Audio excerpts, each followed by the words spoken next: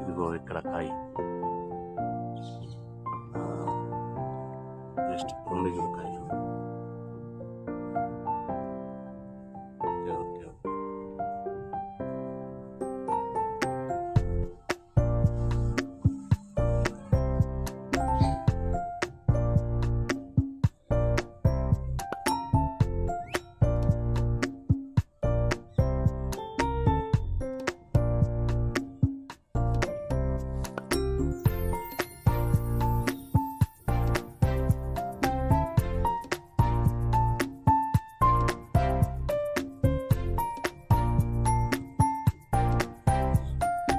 పండు చూసారా? ఈ పండు చూడండి ఎన్ని కాయలు.